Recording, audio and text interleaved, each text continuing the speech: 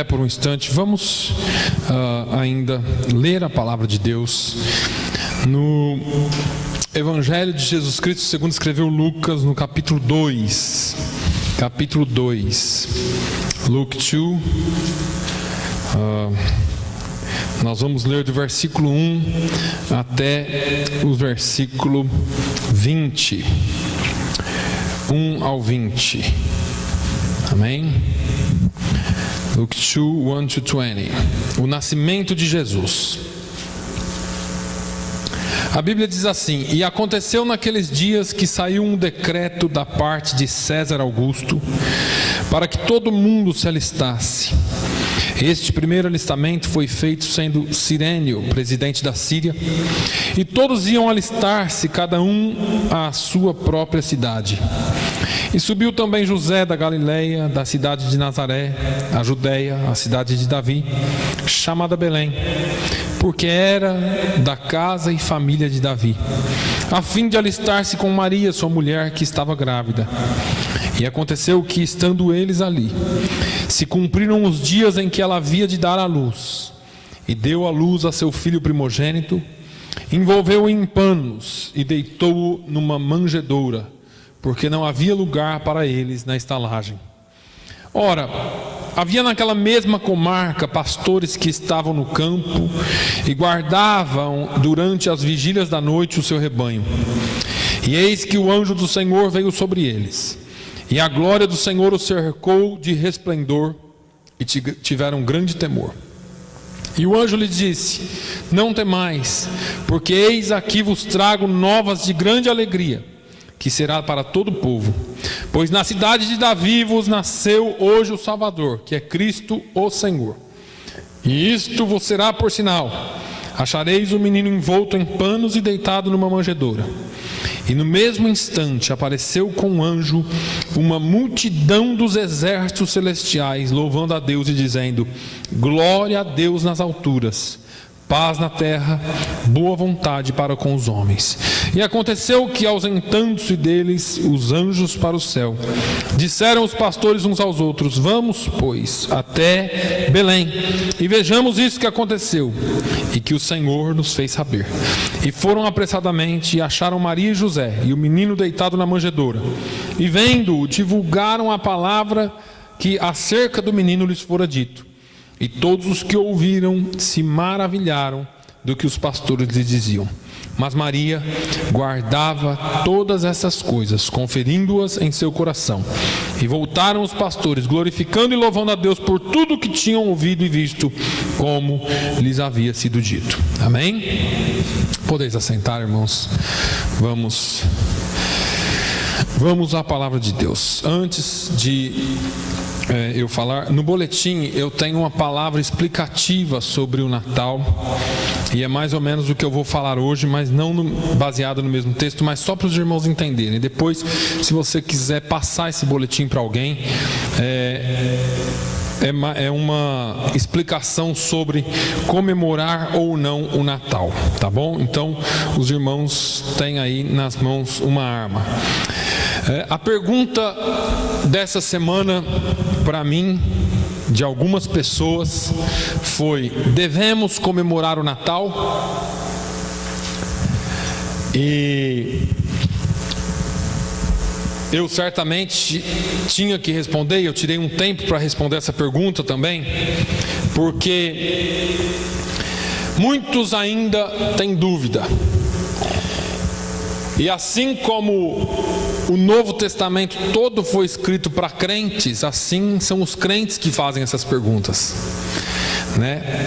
Agora, é certo que existem diversas especulações a respeito do Natal ou quanto à data de nascimento de Jesus, mas como nós esclarecemos no domingo passado, todos têm um consenso geral de que Jesus nasceu, e isso para nós cristãos é primordial e é o que importa. Se Jesus não tivesse nascido, se Jesus não tivesse vindo em forma humana, nós não estaríamos aqui cultuando a um Jesus que é uma ficção, mas na verdade nós estamos aqui porque Ele é vivo, porque Ele reina, porque Ele veio, porque Ele nasceu. Não sabemos certo quando Ele nasceu, mas nós temos a certeza do seu nascimento. Agora, a questão é outra, portanto, devido a toda a questão comercial que envolve o Natal, envolve essa época, devido a toda uma magia que se foi criada em torno de personagens que não são bíblicos, de personagens criados pelo homem, que não tem nada a ver com o verdadeiro significado do Natal, alguns cristãos entram em dúvida e outros criam razões para não comemorar o Natal. E alguns dizem assim: eu não vou comemorar o Natal porque Natal é tudo a respeito do Papai Noel ou do Pai Natal, e esse negócio de Papai Noel é paganismo, isso é tudo uma mentira. E a gente sabe que esse negócio de Papai Noel é tudo uma mentira, e eu escrevi aqui no boletim que quando alguém me pergunta do Papai Noel, eu falo: é só um velhinho de barba branca trabalhando, está ganhando o dinheirinho dele lá, mas ele não tem nada a ver com o Natal, ele só é mais uma personagem teatral ou de qualquer ficção de alguém, mas não tem nada a ver com o Natal. Agora, o que é que a palavra de Deus nos diz? Por que essas pessoas perguntam ou fazem essas questões? Ou por que surgem essas questões na cabeça das pessoas? E eu sei que aqui todos vocês entendem que devemos comemorar o Natal, mas eu quero reforçar nessa manhã, porque é na palavra de Deus que as nossas dúvidas são dissipadas. Não adianta eu ir na internet, não adianta eu ir no YouTube, não adianta eu ir em lugar nenhum, porque ali vai ter milhares de explicações a favor e contra, e aí a gente fica confuso. Nessa passagem bíblica que nós lemos, nós encontramos algumas aqui, só nessa aqui, bases bíblicas, e é bem certo, e é bom que fique claro para os irmãos que essas bases são bíblicas para nós comemorarmos o Natal. O Natal é uma festa cristã, é uma festa que nós precisamos abraçar com todas as forças. Quando Maria deu à luz a Jesus, no versículo 8 em diante, eu só li do 1 ao 8 para que vocês entendessem o contexto de onde Maria e José estavam quando eles foram ter Jesus. Então, quando Maria deu à luz a Jesus, no versículo 8, a palavra de Deus nos diz que Jesus nasceu e foi posto numa manjedoura, e ali naquela mesma comarca tinham alguns pastores que guardavam os seus rebanhos, e eles viviam no campo e guardavam os seus rebanhos nas vigílias da noite. Durante a noite, enquanto os pastores estavam guardando o seu rebanho, enquanto eles estavam ali cuidando das ovelhas, apareceu-lhes um anjo. E eu volto aqui porque alguns dias atrás o pastor pregou sobre Zacarias, como Zacarias ficou assustado vendo o anjo, como Zacarias estava dentro do templo, entrou para sacrificar, o anjo apareceu, ele quase morre de susto. Aqui aconteceu a mesma coisa, e às vezes acontece a mesma coisa com os crentes, porque os crentes estão tão acostumados com a igreja, com o ambiente aqui só natural, que quando vê alguma coisa sobrenatural é perigoso desmaiar, incluindo eu, né? Porque eu não sou diferente de ninguém. Mas vejam, irmãos, que os anjos se assustaram e ficaram temerosos. Eles tiveram medo do anjo, e o anjo disse: olha, fica calmo, não tenham medo, porque eu vim trazer boas novas, eu vim trazer uma notícia de salvação, eu vim trazer uma notícia que vai mudar a história. Aí ele fala àqueles homens sobre o nascimento de Jesus. Mas aqui eu quero parar um pouquinho para nós discutirmos isso aqui, porque temos aqui duas curiosidades relativas aos céus e aos homens, ou ao mundo sobrenatural e ao mundo natural nessa palavra. Veja que essa palavra ela envolve dois aspectos importantes da nossa vida que nós não podemos deixar de cultivar. E, infelizmente, nós como seres humanos cultivamos mais o material, porque é o que nós vemos, é o que nós tocamos, é o que nós ouvimos todo dia, é o que nós vemos todo dia. Mas existe um aspecto sobrenatural que é divino. Primeiro nós temos a figura do anjo. Quando ele vem e faz o anúncio do nascimento de Jesus, Ele fala com aqueles homens que estão atônitos, ele fala sobre o nascimento de Jesus, e depois nós temos um exército de anjos por trás deles, louvando a Deus pelo nascimento de Jesus. Esse anjo era um mensageiro de Deus, ele veio somente trazer uma notícia, mas Deus fez questão de abrir os olhos daqueles pastores, para que eles vissem um exército celestial louvando a Deus pelo nascimento de Jesus. E aqui então eu acho o primeiro motivo para nós comemorarmos o Natal. O nascimento de Jesus não foi só algo que mexeu com a humanidade, mas mexeu com todo o reino espiritual nas alturas. Quando Jesus nasceu, eu imagino que havia uma espera tão grande de Deus para a salvação do homem, para concluir o seu plano de redenção na vida do homem, que quando Jesus nasceu aqui, que foi mais ou menos como quando aconteceu na cruz, quando Jesus disse está consumado. Eu imagino que lá no céu Deus disse está consumado, ele nasceu. Começa agora o plano da salvação através de Jesus Cristo. Isso é tão forte, isso é aquilo que nos faz respirar, é aquilo que nos faz ser cristãos, porque Jesus nasceu, Ele está vivo, e é por isso que nós comemoramos o Natal. Seria esse um bom exemplo para nós cristãos comemorarmos o Natal? Os anjos adorando a Deus pelo nascimento de Jesus? O que precisamos discernir, no entanto, é a quem nós damos glória pelo nascimento de Jesus. Porque muitos se esquecem do verdadeiro motivo do Natal e comemoram de tudo, menos o nascimento de Jesus. E aí é que está o erro. Aí é que entra o problema, porque existem tantos simbolismos em torno do Natal, existem tantas coisas que cercam o Natal, que nós nos esquecemos que Natal é sim uma festa cristã. E aí existem aqueles outros que dizem assim, mas e o dia, pastor? Ele nasceu mesmo dia 25, eu já falei aqui para os irmãos que não. Provavelmente não, provavelmente ele tenha nascido um outro dia. Essa data foi escolhida porque tinha que ser sido escolhida uma data. Mas na Rússia, por exemplo, eles comemoram o Natal dia 8 de janeiro. E em outros lugares nem se comemora, outros lugares é em outra época. O calendário judeu diz que ele nasceu em outubro. E se a gente for parar para ver esses pequenos detalhes, nós vamos ficar doidos e não vamos comemorar. Agora, já que nós somos cristãos e já que tem essa data, vamos comemorar em torno disso, que é o verdadeiro motivo do Natal, que é o nascimento de Jesus. Agora, o que os anjos diziam? Glória a Deus nas alturas. Aqui entra a verdadeira adoração pelo nascimento de Jesus. Aqui envolve a grandeza de Deus. Os anjos testificam e testificaram a glória de Deus. Eles testificam sobre a sua posição em relação aos homens.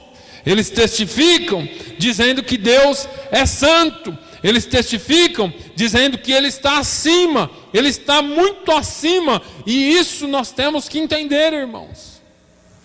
E você pode dizer assim, o pastor está chovendo no molhado. Já ouviu essa expressão? Mas para um pouquinho e pensa.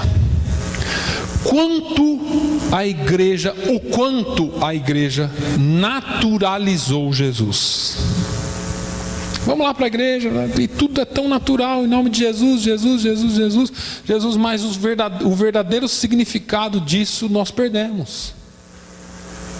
Nós fizemos dele algo tão natural e nós não podemos esquecer que ele está acima, irmãos, que ele é Deus, que ele não é alguém simples como nós, ele se fez como nós para tomar o nosso lugar e para sentir o que você sente, mas ele é Deus e ele deve ser louvado como Deus. Isso muitas vezes nós não entendemos ou nós deixamos de entender. E não tome isso como Deus sendo alguém distante, ou como Ele estando à parte daquilo que você vive ou passa, mas nós temos que entender que mesmo se fazendo homem, Ele é Deus e nós somos servos. Mesmo Ele sendo quem Ele é, nós temos acesso a Ele. Agora os anjos continuam dizendo: paz na terra entre os homens. E hoje, pela manhã, o pastor pregou sobre a paz que só Jesus pode dar. Nesse mesmo texto, que tipo de paz que Jesus pode dar? Aqui estamos nós, na terra, somos criaturas e entendemos a nossa posição de servo, mas o que me chama a atenção é que Jesus foi enviado para nos proporcionar uma paz que o mundo não pode dar. Jesus disse: a minha paz vos dou, não vou lá dou como o mundo a dá. E ele diz: em mim tereis paz, no mundo tereis aflições, mas tem de bom ânimo, eu venci o mundo. Agora é interessante que ele fala: em mim tereis paz. E o pastor discorria essa manhã, e é tão interessante como que as pessoas procuram paz, ou procuram encobrir os seus problemas com tantas coisas. Problemas que nós não podemos esquecer que, se é um problema, provavelmente você esteja dizendo: esse é um problema e eu posso resolver sozinho, porque é um problema, é um erro. Enquanto você não entender que o seu erro é pecado e que só Jesus pode tirar o seu pecado e preencher a sua vida com paz, você não vai deixar de errar. Entenda bem, porque muitos tentam encobrir os seus problemas de alguma forma, e essas formas variam: drogas, bebidas, gandaia, seja lá o que for que a pessoa esteja fazendo no mundo, ela tenta encobrir, mas vai só encobrir momentaneamente. Daqui a pouco volta de novo a depressão, volta de novo o problema, volta de novo aquele erro que você diz assim: eu consigo resolver por mim mesmo. Mas você ainda vive sem paz. E a palavra de Deus diz que só Jesus pode trazer essa paz. Paz na terra entre os homens. Ele veio para essa paz. Uma paz que excede o entendimento humano, porque é uma paz que não depende das circunstâncias externas. Você diz: você não sabe o que eu passo. E eu, com certeza, vou dizer: não sei mesmo. Porque cada um de nós temos problemas. E para algumas pessoas os problemas parecem, eles são maximizados, porque eles ainda não entenderam que a paz deles não depende das circunstâncias externas. A paz que Jesus pode dar é uma paz que tem que estar dentro de você, independente do que passa aí fora. Meu gato morreu, ai meu Deus. Meu cachorro foi atropelado, ai meu Deus. Tudo é um problema para me trazer desconforto ao máximo, que eu me enfio no meu mundinho. Enquanto Jesus tem uma paz que passa, que ultrapassa todas essas coisas. Somente Jesus pode dar essa paz, e Ele veio para trazer essa paz. E essa paz foi anunciada quando Ele nasceu. E aí vem uma outra questão, porque quando você entregou sua vida para Jesus, quando Jesus nasceu em você, você parece que confiou de uma maneira tão grande, entregou tudo e foi aquela força, mas depois parece que vai morrendo, parece que vai ficando mais fraco, parece que o seu problema fica maior, parece que você deixou de ter toda aquela fé. Jesus continua o mesmo. Do dia que Ele nasceu em sua vida, Paulo fala que nós precisamos amadurecermos, nós precisamos nos tornar maduros. E ele fala, o escritor aos Hebreus também diz que alguns daqueles irmãos já eram para ser mestres na palavra, pelo tempo que eram cristãos, e ainda tinham que ser tratados como meninos, com leitinho, não podia comer comida sólida. E assim é a igreja. Parece que passa anos e muitos ficam engatinhando na palavra. E aí, quando Jesus veio, quando Jesus nasceu em você, você tinha toda aquela expressividade cristã na sua vida. E depois de um tempo, você deixou de ser expressivo, porque os problemas da vida foram sufocando Jesus dentro de você. Jesus não nasceu para ser sufocado dentro de você. Jesus nasceu para trazer paz. Jesus veio para, independente daquilo que aconteça no seu mundo exterior, o seu homem interior se renova de dia em dia. Nós não podemos ser, ou a nossa paz não pode ser extirpada por aquilo que acontece ao nosso redor. A nossa paz tem que estar baseada em Jesus, somente nele. Por quê? Porque a palavra de Deus diz: paz na terra entre os homens a quem Ele quer bem. Na minha tradução diz aos homens de boa vontade, mas nas traduções anteriores, em traduções mais fiéis à originalidade, diz a quem Ele quer bem. Por que Ele nasceu? Aqui está, irmãos, o motivo de Jesus ter vindo. Pelo amor de Deus, porque Ele nos amou. E nós voltamos a João 3,16, porque Deus amou o mundo de tal maneira. Por isso que Jesus nasceu.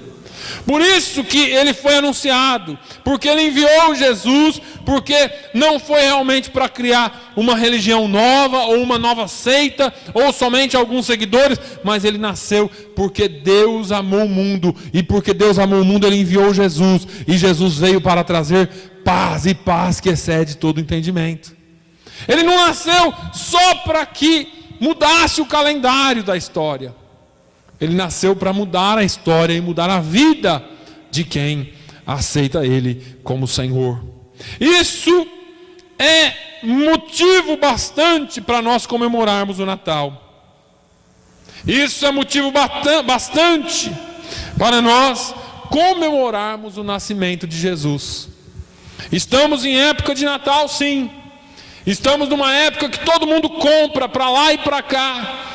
É uma época que fizeram um comércio muito grande, mas é uma época para nós cristãos de anunciar que Ele é vivo, que Ele nasceu e que Ele vive para sempre. O segundo motivo pelo qual nós temos aqui o porquê de comemorarmos, quando eu vejo a figura dos pastores. É interessante essa palavra aqui, que ela vai muito além do Natal, né? Essa palavra aqui, ela é muito pesada às vezes até. Nós temos a figura dos pastores.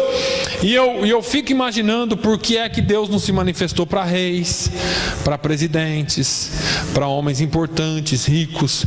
Deus foi lá no campo, à noite, de madrugada, falar com pastores de ovelhas. Por que pastores? Eu imagino, em primeiro lugar, porque Deus, já conhecendo o futuro, Ele já queria fazer uma alusão ao bom pastor, que é Jesus, que Jesus se declararia futuramente em seu ministério, em João 10:11. Eu sou o bom pastor dá a sua vida pelas ovelhas. A identificação com pastores, desde o início da sua vida aqui na terra, nos mostra e fala muito do que Jesus era e de quem Ele se mostraria ser no seu ministério futuro. Imaginem que o verso 8 de Lucas nos fala: ora, havia naquela mesma comarca pastores que estavam no campo e guardavam durante as vigílias da noite o seu rebanho. Em primeiro lugar, Deus vai em busca de pessoas simples, de pessoas que estavam no campo, fora do conforto dos seus lares, à noite, cuidando de ovelhas. Seria isso uma coincidência? Será que a Bíblia nos traz alguma coincidência? Ou será que Deus quer nos falar alguma coisa aqui? Pastores que estavam no campo, trabalhando, não estavam em casa, não estavam em busca de riqueza, não estavam em busca de se tornarem famosos, não passava em suas cabeças nada que fosse sobrenatural. Eles estavam ali no seu dia a dia, trabalhando. não tinham nenhuma pretensão nas suas cabeças, estavam ali vivendo de maneira simples, honrosa. Talvez eram homens fiéis à palavra, às tradições judaicas, quando de repente algo sobrenatural lhes acontece. E eis que o anjo do Senhor veio sobre eles, e a glória do Senhor os cercou de resplendor, e tiveram grande temor. Agora, é interessante como a glória do Senhor pode se revelar em momentos e em situações da nossa vida que nós menos esperamos. Quando nós somos fiéis a Deus, irmãos, aquilo que é natural para nós, aquilo que é algo do nosso dia a dia, se nós fizermos correto, se nós fizermos como Paulo falou, fazendo tudo como se fosse para Deus, Deus se agrada de tal forma que Ele se revela para nós, até nas formas mais simples da nossa vida, nos momentos mais simples e humildes da nossa vida. Esses homens aqui, eles estavam trabalhando. Se nós permanecermos na simplicidade, fazendo o nosso trabalho, isso para Deus conta como justiça, como honestidade, e de um momento para outro Deus pode se revelar num momento desse para você. Outro detalhe é que eles estavam guardando o rebanho. Aqui entra uma palavra pastoral que eu poderia pular, mas é interessante que nós não entendemos isso, mas essa palavra é precisa. Pastores servem para guardar o rebanho. Pastores servem para cuidar do seu rebanho. Pastores precisam vigiar nas vigílias da noite. Se quisermos ver a glória de Deus envolvendo a nossa vida, precisamos entender que existe um trabalho a ser feito. E existe uma vigília, ou uma vigia, ou uma vigília a ser transposta. É bem compreensível que Jesus tenha escolhido chamar pastores ao seu nascimento. Haja vista a essa comparação que ele fez no futuro, sobre ele ser o bom pastor. Eu fiquei pensando esses dias sobre essa palavra, porque por melhores que possamos ser, ou por melhores que sejamos, ou por mais aplicados que sejamos, nós falhamos. E é interessante que a alusão que Jesus faz em ser o bom pastor, e ao motivo dele ter convidado pastores para vir ao seu nascimento, é interessante porque é muito difícil vigiar o tempo todo. Portanto, eram pastores e não um pastor de um rebanho. Eram pastores que vigiavam o rebanho. É muito difícil vigiar, é muito difícil estar atento o tempo todo. Apesar de nós precisarmos estar atentos, mas é muito difícil estar atento o tempo todo. Mas aqui tem o segredo. Jesus se declara como bom pastor. E eu amo essa palavra, porque Davi, lá na frente, no Salmo 121, ele fala do seu pastor. Nós, como pastores aqui da terra, às vezes dormimos, às vezes falhamos, às vezes não vigiamos como deveríamos vigiar. Somos seres humanos. Mas Davi expressa as características desse pastor. Num dia de angústia, pronto para ser morto, Davi clamou: eleva os meus olhos para os montes, de onde me virá o socorro? O meu socorro vem do Senhor, que fez o céu e a terra. E aí ele começa a falar desse pastor: não deixará vacilar o teu pé. Aquele que te guarda não tosquenejará ou não cochilará. Eis que não tosquenejará, nem dormirá o guarda de Israel. O Senhor é quem te guarda, o Senhor é a tua sombra à tua direita. O sol não te molestará, nem de dia, nem a lua de noite. O Senhor te guardará de todo mal, guardará a tua alma. O Senhor guardará a tua entrada e a tua saída, desde agora e para sempre. Esse é o nosso pastor que nasceu, que está entre nós. Dali nós podemos entender então o motivo de Deus ter nos dado esse bom pastor. Porque esse bom pastor, como eu disse, ele não veio só para trazer algumas mudanças, ele veio trazendo um pacote completo da salvação. Esse é o pastor que vela por nós. E você pode dizer assim: o pastor Naline falha, o pastor Ron falha, os obreiros da igreja podem falhar, mas existe um pastor que vela 24 horas por dia em seu favor. Ele não dorme, ele não cochila, ele cuida da sua entrada, da sua saída, ele não deixa o seu pé vacilar, ele não deixa que você caia, que você escorregue. Ele é o bom pastor. Só ele, só nele nós podemos confiar. Agora dali os pastores vão para Belém, e ali encontram Maria e José e o menino na manjedoura. Você sabe o que eu acho incrível aqui? É o crédito que eles deram para aqueles anjos. Deus se revelou de uma forma tão especial que eles creram. E eu paro mais um minutinho aqui, porque hoje em dia é interessante. As pessoas creem de tudo, menos na palavra de Deus pregada na igreja. Rapaz, tem uma previsão de que vai cair a terra. Pronto, já entra todo mundo em pânico. Tem uma previsão de que a terra vai girar ao contrário. Pode ser a coisa mais maluca do mundo, e o povo acredita. Agora vem para a igreja no domingo, o pastor prega, ou você lê a palavra lá na sua casa. Deus fala com você, mas você, será mesmo? Será que Deus me ama? Meu irmão, minha irmã, Ele nasceu e veio para te dar paz. Jesus nasceu para te dar paz. Não é para você ficar que nem um desesperado acreditando em tudo que as pessoas falam. Não é para você ficar desesperado acreditando em tudo. É para você crer na Bíblia, na palavra de Deus. A palavra de Deus é o nosso guia.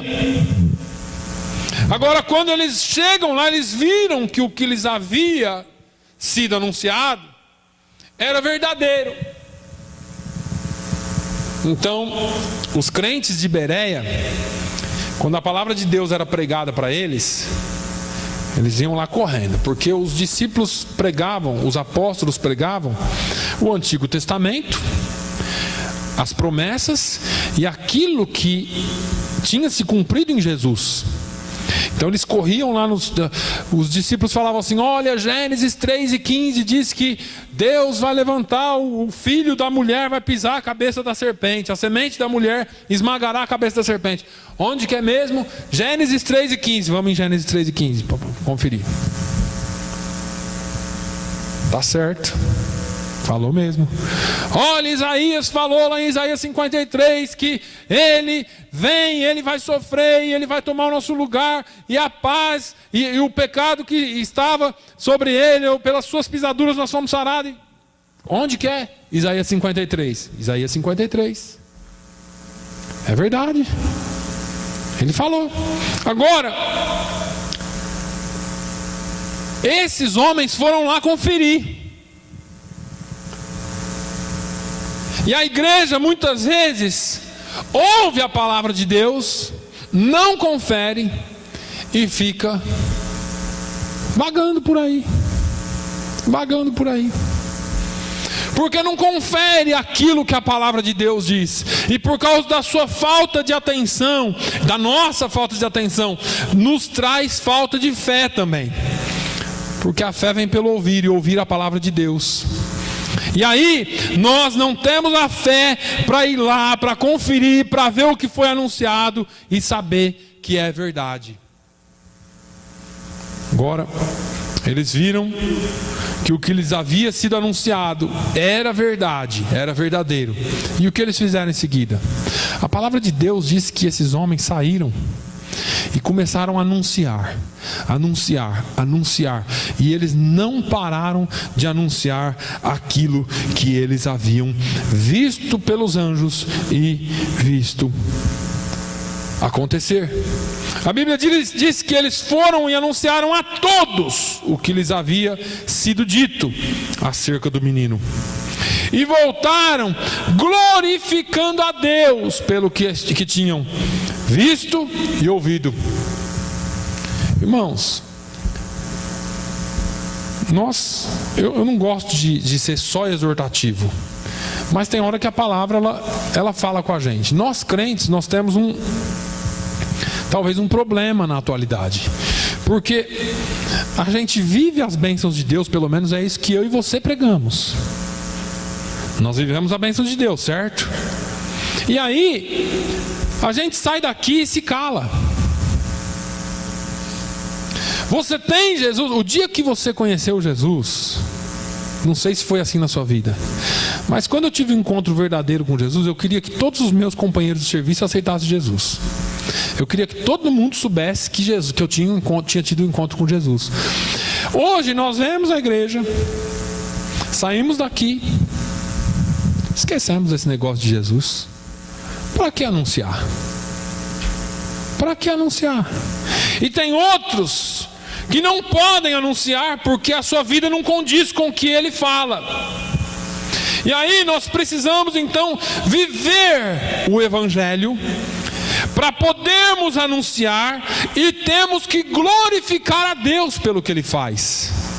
Quantas bênçãos você tem recebido do Senhor? Lembra daquele hino? Eu não lembro da letra, eu só sei a melodia está aqui na minha cabeça, mas é: quantas bênçãos, conta quantas são, mais ou menos assim, né? Recebidas das divinas mãos, mais ou menos assim. Mas esse hino era um encorajamento para que você contasse as bênçãos. Hoje em dia você vai falar com o crente: aí, tá tudo bem? Tá tudo bem, tá tudo bem. Mas eu sei que todos nós passamos por problemas. Agora entenda uma coisa, irmãos. Faz um balanço da sua vida. Faz um balanço da sua vida. Nós estamos chegando no final. Todo final de ano a gente faz isso, né? Balanço e promessa. Parece de outra religião aí. Tanta promessa que crente faz. O ano que vem eu vou servir mais a Deus, eu vou jejuar mais, eu vou orar mais, eu vou ser mais fiel à igreja, eu vou ser mais fiel a Deus, eu vou ser mais tudo. E acaba não sendo nada. Se você propor no seu coração ser mais fiel a Deus, já é um bom começo. Se você propor no seu coração a ler mais a palavra de Deus, a orar mais, ou não mais em tempo, mas mais em consistência, porque eu sei que por causa das lutas da vida e por causa das distrações da vida, às vezes a gente fica semanas sem orar, né? Eu estou falando a gente aqui, o ser humano fica semanas sem dobrar o joelho e agradecer a Deus. Vem num culto de agradecimento e tem que ficar pensando: mas deixa eu pensar aqui numa bênção que eu recebi para poder agradecer a Deus. Deixa eu pensar aqui. Se fosse um culto de campanha, de pedido, você ia ter um balde para apresentar para Deus. Mas como é de agradecimento, você tem que ficar tentando lembrar o que é que Deus fez por você. Se todos nós viéssemos aqui à frente um dia e falasse assim: olha, eu louvo a Deus porque as misericórdias dele são novas a cada manhã. Eu louvo a Deus porque eu estou respirando. Eu louvo a Deus porque eu tenho essa família aqui. Eu louvo a Deus pela vida, pela saúde, pelo trabalho. Eu louvo a Deus por tudo que ele tem me dado. Eu louvo a Deus pelo mantimento. Eu louvo a Deus porque não tem faltado nada. Eu louvo a Deus porque ele tem me sustentado.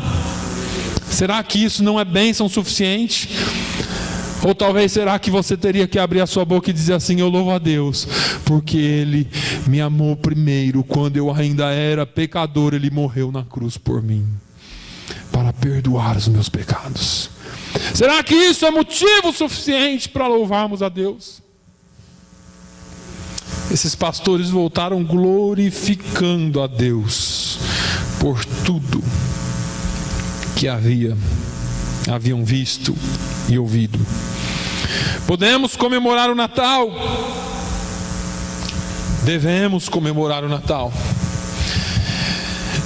A nossa missão, no entanto, é mais do que comemorar Eles não só comemoraram, irmãos, eles foram lá, ai, Jesus nasceu, que bom, e vamos comemorar, abre aí uma bebida, vamos comemorar. Faz aí um guisado de carne, faz aí um bacalhau. Não. Eles saíram anunciando. A nossa missão é mais do que dar glória a Deus. A nossa missão é sair daqui para fora anunciando a verdade sobre Jesus. Ao invés de nós falarmos assim, não, essa é uma festa pagã. Não, essa é uma festa cristã. E nós temos que relembrar você do verdadeiro significado dessa festa. Não é o Papai Noel. Não é o presente que você troca, porque apesar de que o presente também tem um significado, mas não é isso só. O verdadeiro motivo pelo qual nós cristãos comemoramos é porque Ele se fez carne e habitou entre nós. Está lá em João 1, e você pode usar a Bíblia. Começa a mostrar para as pessoas que essa época é a melhor época para eu e você dizermos: esse é o motivo de eu ser cristão. Ele nasceu e Ele vive. Ele nasceu, é o melhor motivo, irmãos. E Jesus não nasceu por um acaso, eu já disse aqui. Tudo era parte do plano da salvação.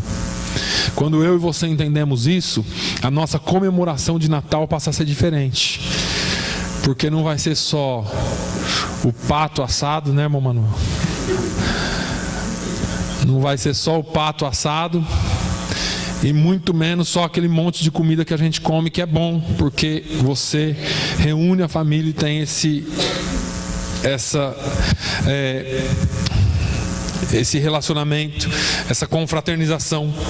Mas eu quero conclamar você, para que você entenda e que para você pratica de uma vez por todas. Natal é uma festa cristã, deve ser comemorada com todas as forças pela igreja, não como um simbolismo que o mundo tenta impor com as suas tradições comerciais, não com a figura de um velhinho vestido de vermelho com uma barbona branca, fazendo e distribuindo caridades e presentes. Não distribui mais não, agora é tudo comprado.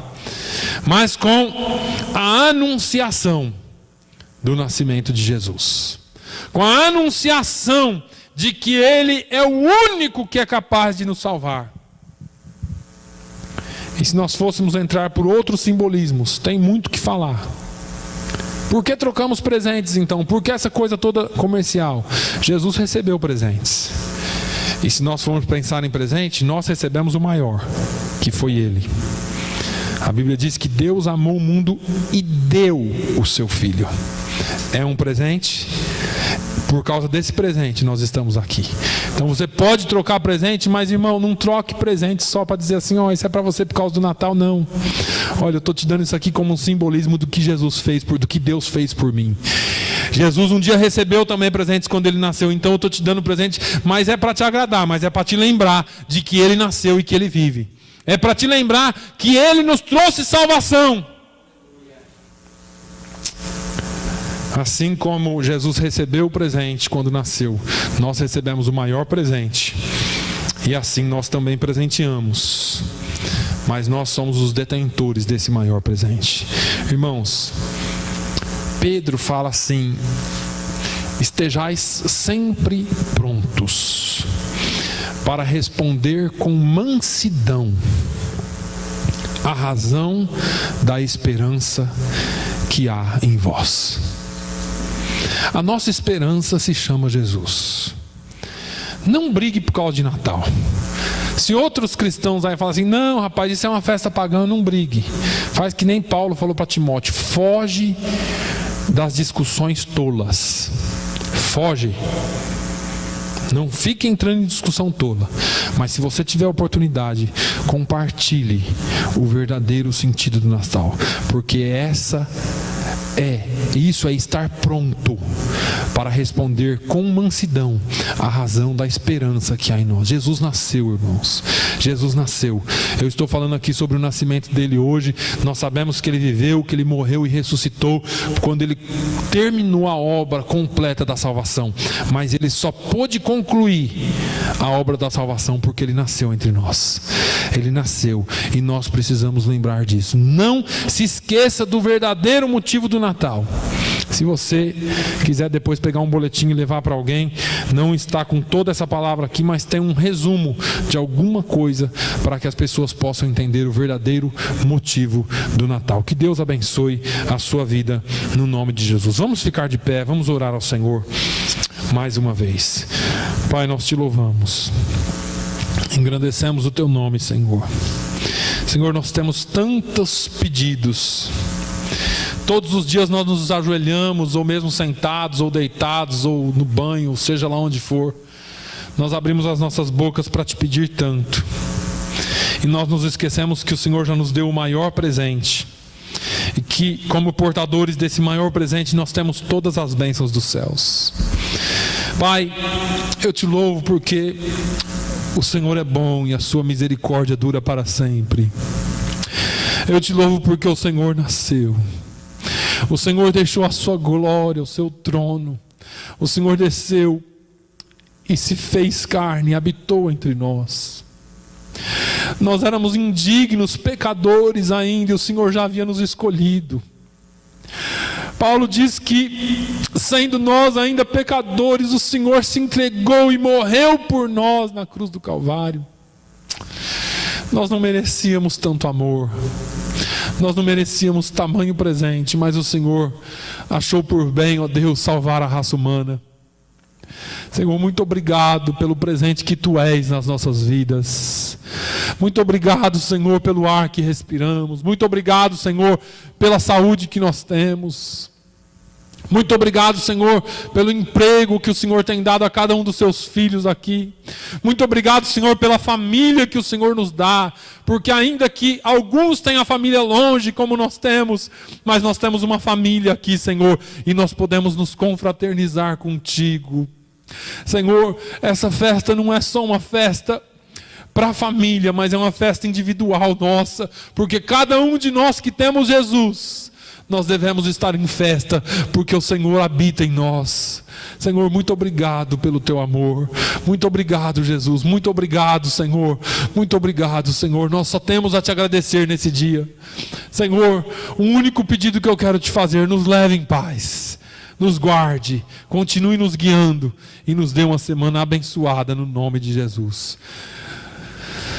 Que o amor de Deus, a graça do nosso Senhor e Salvador Jesus Cristo, a comunhão e a consolação do Espírito Santo seja sobre todo o povo de Deus, hoje e sempre. Todos digam amém.